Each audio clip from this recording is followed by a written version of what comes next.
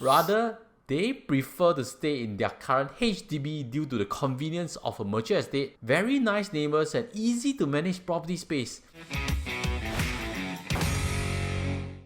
Today, I have a case to share with you which I think you would find interesting because there are some nuggets of wisdom, there are some very different point of views, and there are some actual numbers. So without further ado, let's dive onto it. Hi Josh, would like to share with you my financial journey thus far. Feel free to use this as content, but he would like to be anonymous. Whether it's inspiration for others or lessons for all to learn, I hope it serves its purpose. Feel free to harshly criticize and give suggestions. Okay, maybe if there's something that we can pick on, then let's do so. Leave in the comment sections what you agree or disagree, but as always, let's try to be constructive. So for this guy, he's right now with a partner, both are in 40s, no kids.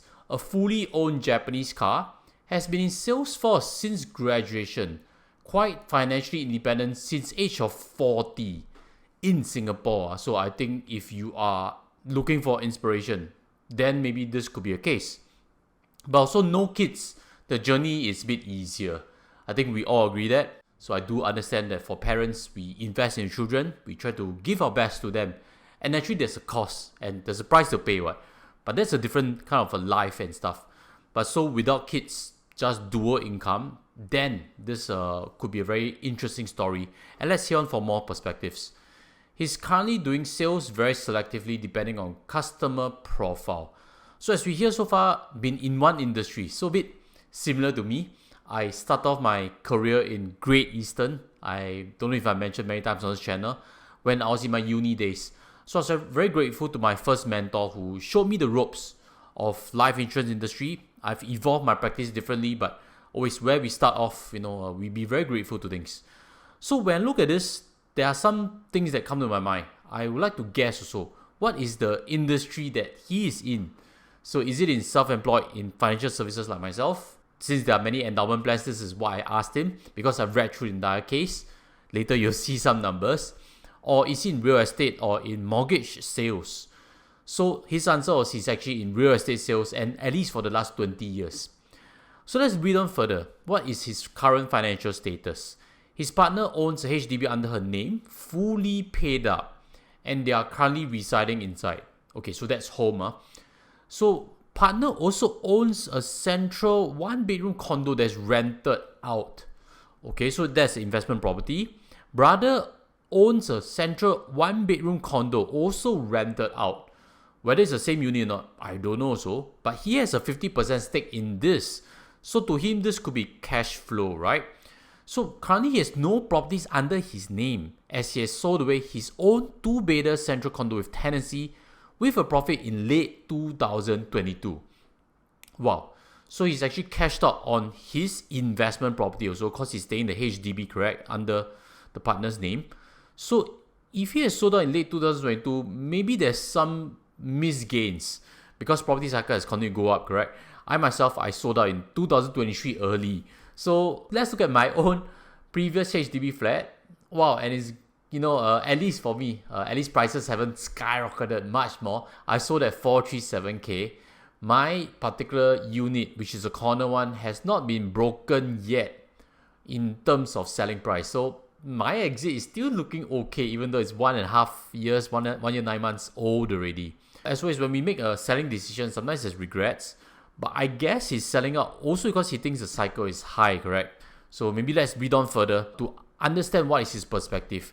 And I asked him directly, why are there no properties in his name? And are there loans on the 2 one-bedroom condos in partner's name and in brother's name?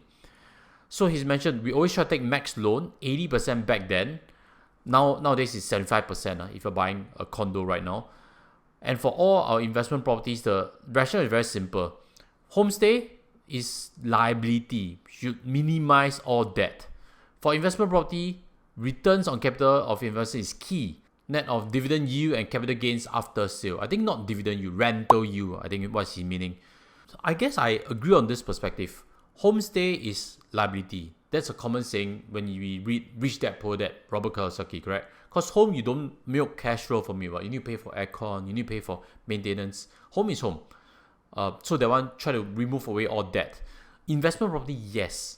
When you do your tax filing, if you are renting out your flat, you would realize all their expenses, including interest expenses, can be netted off. So what I also advise to private clients is home one, try to clear it, especially when right now fixed cost 2.6, 3% depending. Investment property, no problem. He also mentioned maximizing loan is key for property investment, as monies invested will be kept minimal and mortgage loans are relatively cheap. I think relative to, for example, when you leverage against stocks, that's called margin. So property loans are definitely cheaper. If you take unsecured loan, they'll no need to compare even. Don't ever touch unsecured loan.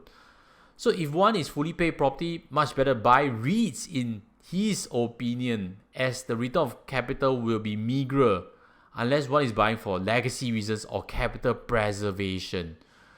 Wow. So it's not only me saying REITs may offer better risk reward at current market cycle. Of course, that hasn't played out. I am aware of that. But he, as someone in real estate sales, also feels that in a high residential property market cycle, maybe the risk reward isn't that good. So unless one is buying for legacy reason or capital preservation, like you are Indonesian, you don't want rupiah already, you want to buy Singapore luxury condo, you don't mind ABSD, then you want capital preservation because you trust Sing dollar. I think that's his rationale, and that's what I agree. So let me know in the comment sections whether you agree or not with this finding. And it's actually refreshing coming from someone who is in the property industry itself. Usually we hear all the hype stuff, which I try to dismiss. So that's why I thought this was a good sharing for all. Reading further, I want to be more asset-light and cash flow comfortable, as I anticipated rising interest rates back then.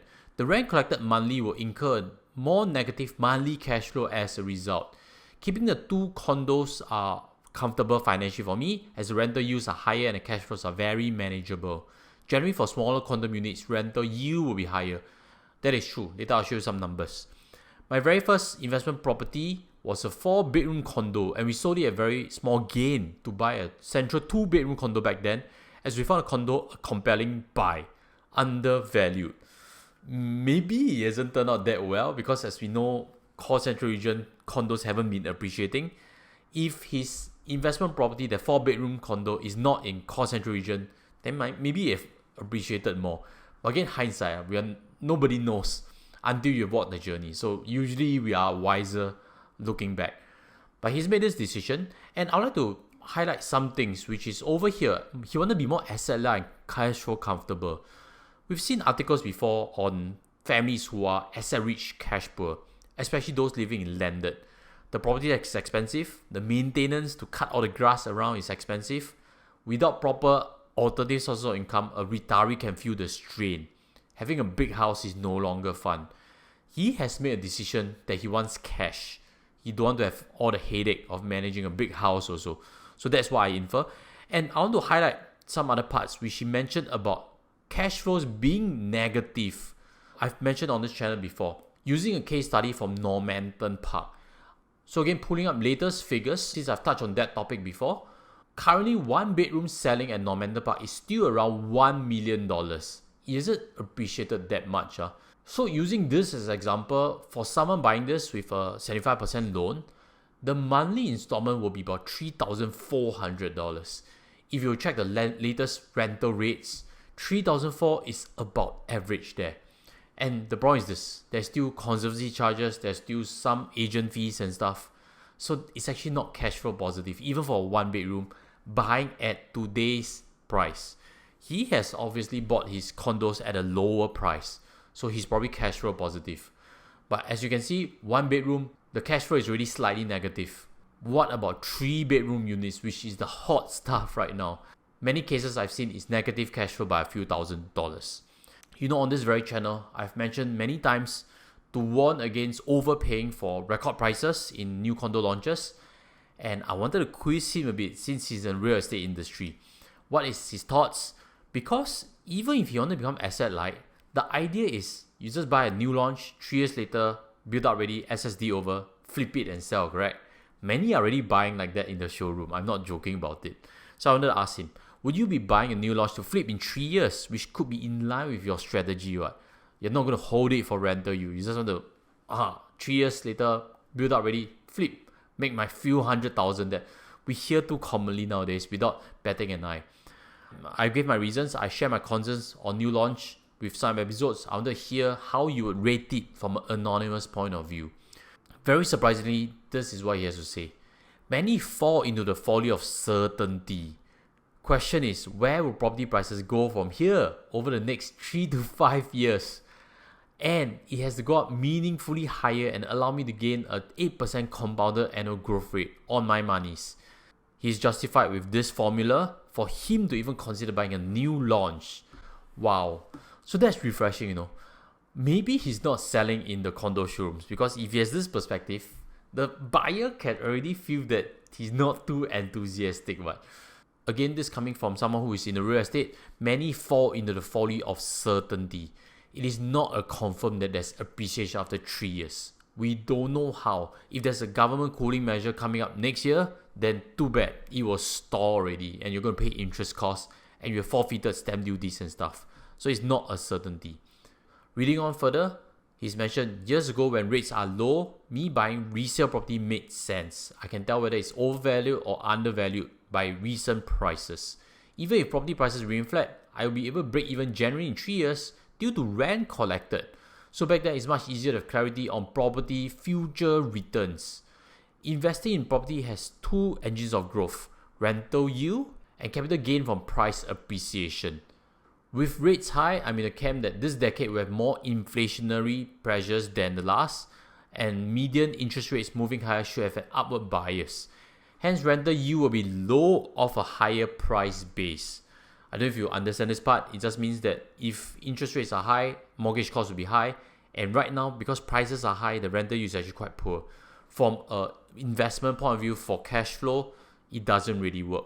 Which leads to this. So with one growth engine out of the equation, basically me buying a property now is betting that capital gains in future will be outsized, which I can't be sure.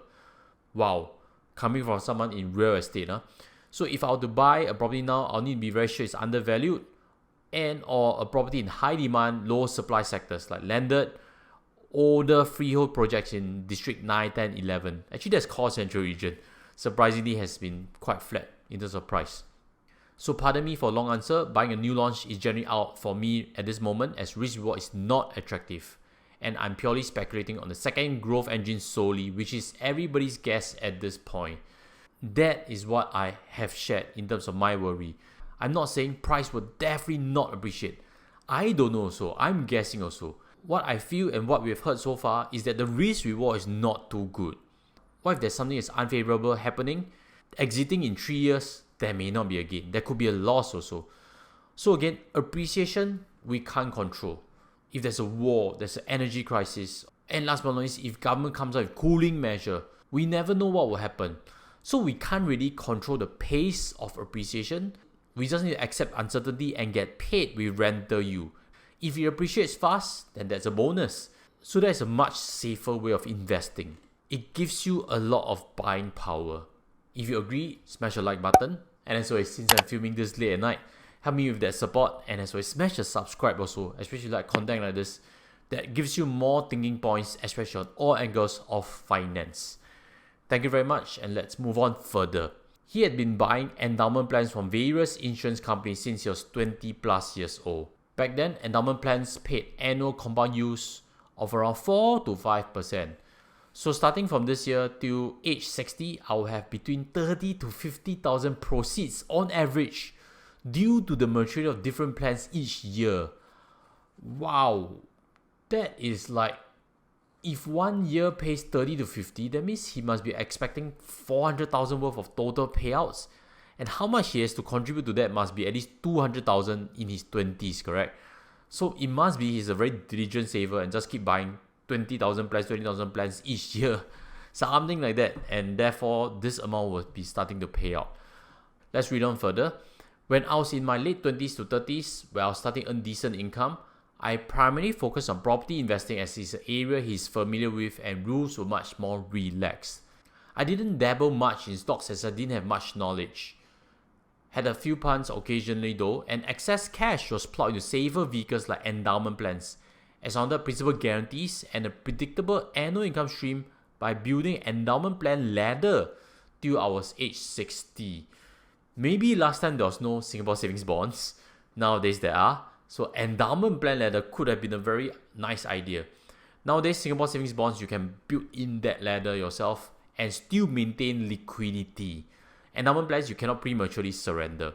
From this entire section, I think his approach is build the foundation layer to be conservative, and then beyond that, go with assets that can grow, that have risk. So that's how I interpret his approach. And he shared further that he started investing aggressively into stocks during the 2020 crash. Properties were bought before 2018. So in his CPF now, OA 41,000, SA 86,000, MA 69,000. CPF mainly invested in stocks 17.5k. He's bought REITs in this downturn as he believes REITs can beat CPF OA 2.5% and he views it attractive. I want to take a pause over here. When I saw his CPF numbers, actually that's where I gathered that probably he's self-employed. That's why I asked whether he's in financial services, whether he's in mortgage sales or property sales. And indeed, he's in property sales. When you're self-employed at 40 plus, your special account, typically, if you're a high income earner, is going to be more than 86,000. So from that, quickly I can gather that probably there is no consistent contribution to SA. If he has been self-employed all along, this probably is his own voluntary top-up for tax relief. I see private clients' cases on a week-to-week basis. That's why I'm very sharp at deducing what is the rough background of the story like. So moving on, he's shared that he has SRS 73,000 on cost basis on endowment plans that mature at 62. Then also REITs wise, he has 94,000 in blue chips like CapitaLand Invest after both companies decide to be asset light. I'm a fan of CapitaLand Invest. I've started positions in it already. Prices have dropped, of course. I'm just gradually accumulating. Cannot rush too fast also because we don't know how China will pan out for CapitaLand Invest. But back to the point of him buying SRS into endowment plans that mature at 62. Usually if you have a long runway, consider if you are okay investing it or not. But again, there must be risk appetite suitable. But he's also bought into stocks, so I would suggest that on hindsight. Cash reserves 460k, 200k in SSB, the rest in high yield savings account and fixed Ds and T-bills. Plan to deploy whenever there's opportunity in stock market and will keep at least 100k in emergency cash. Wow, 460k is a lot. I would think, is this too much cash on hand or not? You know, Warren Buffett is stocking out cash also. I recently saw his latest cash holding at $325 billion. And it's not only a big amount, it's just a very rapid increment. So quite clearly he's getting cautious in the US market because he primarily invests there, correct? So this is not like gradually build up cash through interest. This is his selling and he sold Apple to build up his cash pile in anticipation for better periods to invest. But Warren Buffett is Warren Buffett. For what I would suggest, the amount of cash on first glance looks too much already. There is already a lot of conservative investment in endowment plans for what we've heard so far. And when there's too much low risk assets, the overall portfolio wouldn't be growing too fast. So I would suggest for him to reconsider how much emergency cash is needed. Maybe not that much after all. And even high yield savings account 3% isn't very attractive. If you feel REITs can beat 2.5% already, then the REITs can also beat your high yield savings account. That is what I'll do. 460k, more should be deployed out. That's even when it has a stock portfolio that's built up well already. Let's look into details of it. 1.5 million in Sing dollar cost basis, 50% into US stocks, 30% Singapore stocks for mainly dividends, and 20% into China stocks. For cash portfolio, is roughly sitting on 380k capital gains, excluding dividends. Physical gold 15,000, annual dividend he's getting is about 4,000 per month. Let me think, 30% in Singapore stocks, that means about 500k worth. 48,000, maybe there's some appreciation, yeah, because he mentioned it's cost basis, correct? Maybe there's banks inside that would explain and tie up the story of how much Singapore stocks worth versus annual dividend of about 4,000 per month. So since he has been investing a lot, I quizzed him further. What are regrets so far in the investment journey and what are biggest contributors to this 380,000 gain? I ask this because when you listen in, let's put context to things and let's look for learning points, correct? Because if you improve your own journey, then you've taken something positive from this discussion. His answer, actually 300,000 is not accurate because I did not include realized gains that I've made so far over these years. Basically, proceeds just keep adding to overall portfolio, cash, and me indicating 380,000 is just superficially what I've seen based on the holdings so far. You can tell I'm not very concerned about monitoring annual returns. That is true, no pressure there, and you invest diligently to good value stuff, the returns will take care of itself. What's important to me is the aggregate value of the portfolio and whether it's achieved its objective on my financial situation in life as a whole. Biggest laggards, unsurprising, China counters. I was guessing that also. The biggest gains are from US portion, big tech, thematic ones such as uranium, commodities in general. Singapore's portfolio has been relatively stable as largely dividend based. Now coming to this point on thematic ones such as uranium and commodities. Thematic investments are tricky. When demand falls off for uranium by the way is part of the AI play because uranium is needed for nuclear plants, correct? We've seen Microsoft buying assets in the nuclear space because they believe they need the energy for AI. But the problem is this, uranium is shooting up now. In future, there will be alternatives and we don't know what it will be, the demand wise. So energy is fungible. That's why I realized in my own investment journey, we cannot assume that demand will go indefinitely up. It doesn't work like that. We, humanity, will find alternatives.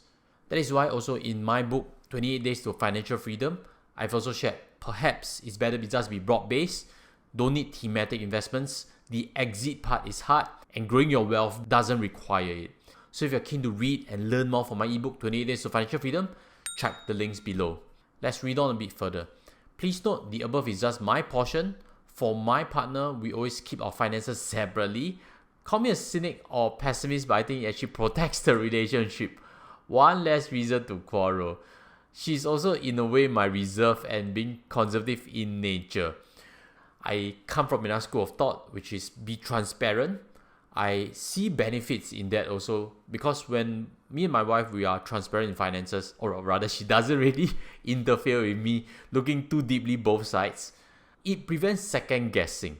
Usually when it comes to quarreling over finances, for example, I would guess the key reasons are there's misalignment of interests or a different way of perceiving value. Like, hey, you keep spending money on this thing which I don't see value. Why are you buying handbags?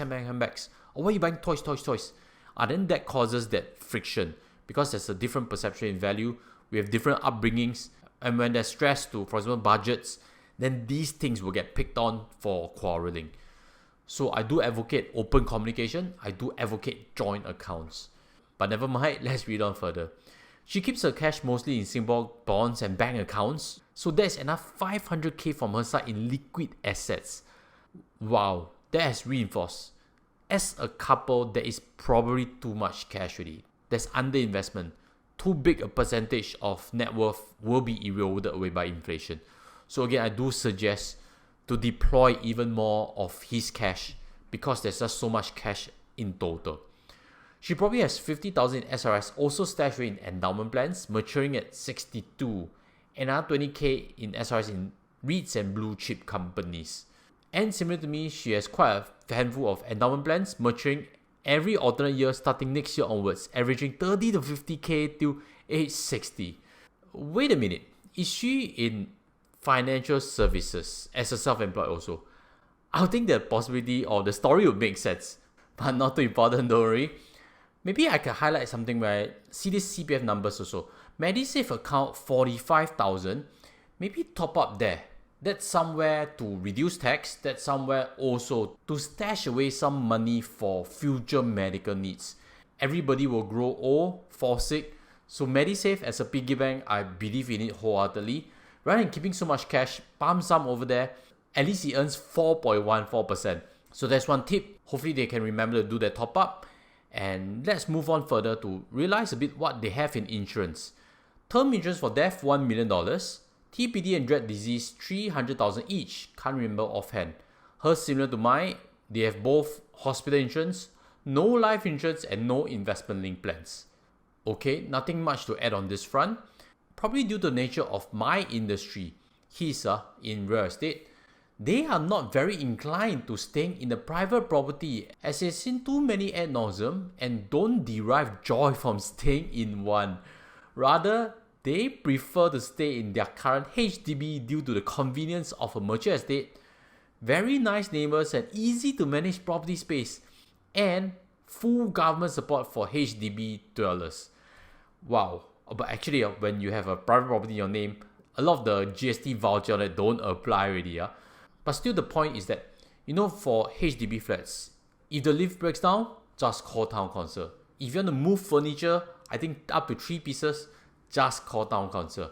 Totally FOC in these aspects. So that's why I also agree, HDB wise, there are a lot of hidden benefits to things. Right now, they don't splurge on big ticket items and luxury stuff. Rather, they spend on good food, health, and leisure. Okay, so let's find out beyond the expenses. Currently is generally low. On a combined basis, excluding travel, it's 2,500 per month. Wow, that is super low. For any couple that wines and dines in restaurants frequently, 2.5k will definitely exceed. But again, this number is excluding travel. And maybe they do a lot of home cook and stuff. So you can be frugal also in Singapore. This case study, they are very happy. They have enough wealth, definitely. 2,500 per month. If you use the financial freedom index, times 12, that's 30k expenses per year, times 25, 750k, they are financially independent already. And what we have learned so far is that in cash wise, they already have more than that. So I think I can quite quickly define they are financially free. Not even including the investment properties. And not even including the endowment plans, which are mostly paid up, last premium completing very soon. Let's read on further. I don't plan to buy properties moving forward unless there's a super good fire sale deal. Then maybe he'll change his mind. Rationale, as he's marching towards full retirement, he'd like to be in liquid assets. Properties carry concentration risks, which may not be suitable for his current financial profile and situation. Many have found that he had lived an overly frugal life due to lack of buying luxury and big ticket items such as big car and house to stay in. Some may feel that he's missed out on living well, but they think otherwise. To this point, unless he's calling his friends to pay the lunch bill and stuff, don't worry about what the naysayers think. It's fine. You're frugal, you feel you're spending on right things, it's good enough already. On the contrary, he's derived happiness from living well through good food. Wow, okay, so maybe he's really cooking and growing things at home. Health, warmness from family, and traveling. The best things in life are derived from nature. Okay, now we can confirm he must be growing something in his own balcony or in his own backyard. Would like to add that many do not focus much on health. If you think wealth management holistically, taking care of health will yield the highest return on capital over the long run. Once bad health hits, your wealth goes down a lot. Absolutely true. So do again, good reminder, go and exercise, eat healthy. That would save you a lot of money in the long run. Vices such as excessive drinking, smoking and stuff, naturally will take a toll on health. It's becoming very prevalent in our society and many people are hustling during their younger days, neglecting their own health along the way and ended up paying more when they are older. Maybe that point of view comes from some people he's seen in his own immediate circle, and I think there's some level of truth. So in conclusion, writing the above details down has helped him journal down his journey so far and his current situation. For yourself, maybe also create a journal. Document down your progress, document down your dreams, and document down what you have learned along the way. The journey is the most rewarding thing. Actually, YouTube is my own journal in many aspects. Hopefully you've enjoyed today's discussion. Leave in the comment sections what you think. And as always, I have a previous video I'd like to recommend you. This couple was actually financially embedded at the age of 31. How did they do so? If you like financial freedom topics, I think that is something else you can follow on to. With that, I'll sign off from me and see you there. Take care as always. Goodbye.